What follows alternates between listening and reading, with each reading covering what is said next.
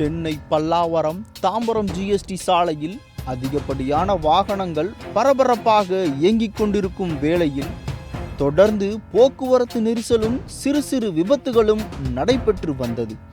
இந்த நிலையில் பணியில் ஈடுபட்டிருந்த போக்குவரத்து ஆய்வாளர் செல்லப்பாண்டியன் திடீரென நடைபாதையை நோக்கி நடக்க துவங்கினார்.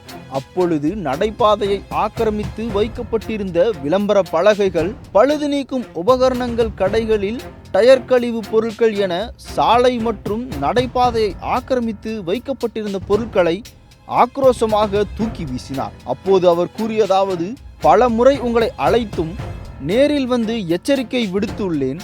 இருந்தும் இதே போல செய்து கொண்டிருந்தால் உங்கள் மீது தீவிர நடவடிக்கை எடுக்கப்படும். நீ மட்டும் நல்லா இருந்தா போதுமா, மக்கள் நடக்க வேண்டாமா என கடுமையாக சாடினார். மேலும் 2 சக்கர வாகனம் மற்றும் 4 சக்கர வாகனங்கள் நடைபாதையிலும் சாலையை ஆக்கிரமித்தும் நிறுத்தப்பட்டிருந்தது.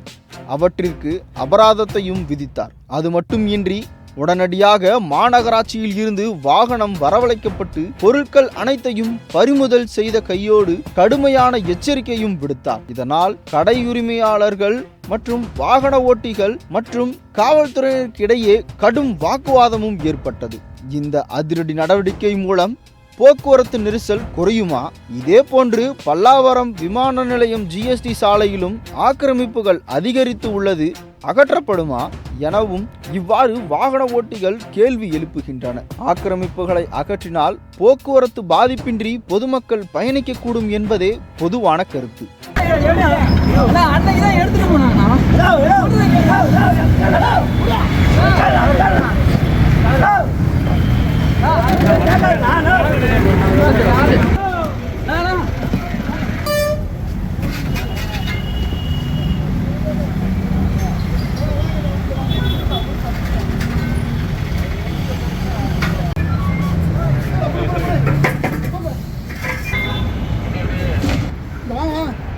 நான் கேட்டு வெளில போறேன். வீட்டு கூட வரமாட்டேன். எல்லாரும் மீட்டிங் வரல, வெளியே வர மாதிரி வர வேண்டிய சொல்ல வேண்டிய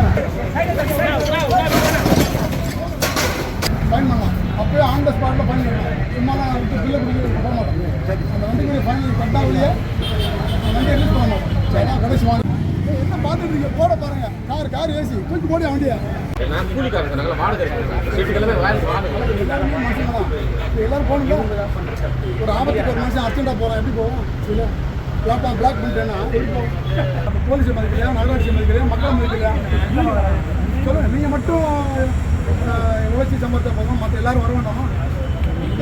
ரோட்டில் நடக்க வேண்டாமா?